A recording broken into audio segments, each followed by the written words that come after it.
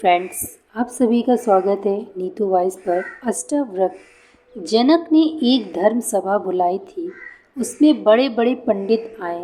उसमें अष्टवक्र के पिता भी आए। अष्टवक्र 8 जगह से टेढ़ा था, इसलिए तो नाम पड़ा अष्टवक्र। दोपहर हो गई। अष्टवक्र को माँ ने कहा कि तेरे पिता लौटे नहीं, भूख लगती होगी, तू जाकर उनको बुला ला। अष्टवक्र गया। धर्म सभा चल रही थी, विवाद चल रहा था। अष्टवक्र अंदर गया। उसको 8 जगह से टेढ़ा देखकर सारे पंडित जन हंसने लगे। वह तो कार्टून मालूम हो रहा था। इतनी जगह से तिरछा आदमी देखा नहीं था। एक टांग इधर जा रही है, दूसरी टांग उधर जा रही है। एक हाथ इधर जा रहा है, दूसरा हाथ उधर जा रहा है। एक आँख इधर देख रही है, दूसरी आँख उधर देख रही है। उसको जिसने देखा वही हंसने लगा कि यह तो एक चमत्कार है।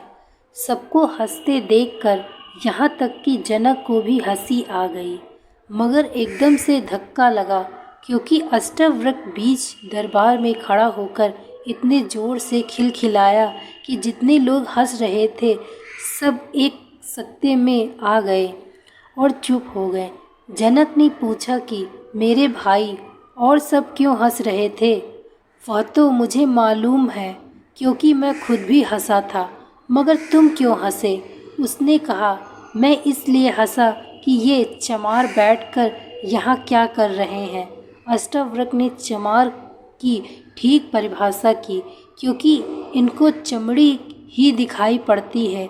मेरा शरीर 8 जगह से टेढ़ा है, इनको शरीर की दिखाई पड़ता है। ये सब चमार इकट्ठे कर लिए हैं और इनसे धर्म सभा हो रही है और ब्रह्म ज्ञान की चर्चा हो रही है। इनको अभी आत्मा दिखाई नहीं पड़ती है।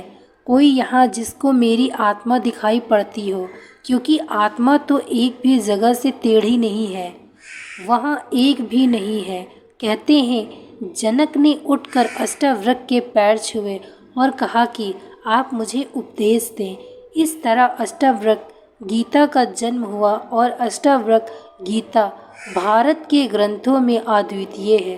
श्रीमद् भागवत गीता से भी एक दर्जा ऊपर, इसलिए श्रीमद् भागवत गीता को मैंने गीता कहा है और अष्टवक्र गीता को महागीता कहा है। उसका एक वचन हीरो से भी तौला जाए, हजारों हीरो से भी तौला जाए, तो भी पलड़ा उस वजन का ही भारी रहेगा, हीरो का भारी नहीं हो सकता। सारे सूत्र ध्यान के हैं और समाधि के हैं। जो लेना, जब तक तुम्हें शरीर ही दिखाई पड़ता है, अपना और दूसरों का, तब तक तुम चमार ही हो। मेरे हिसाब से सभी शूद्र पैदा होते हैं।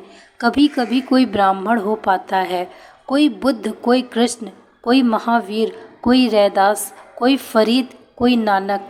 कभी कभी कोई ब्राह्मण हो पाता है, नहीं तो लोग शूद्र ही पैदा होते हैं, शूद्र ही मर जाते हैं।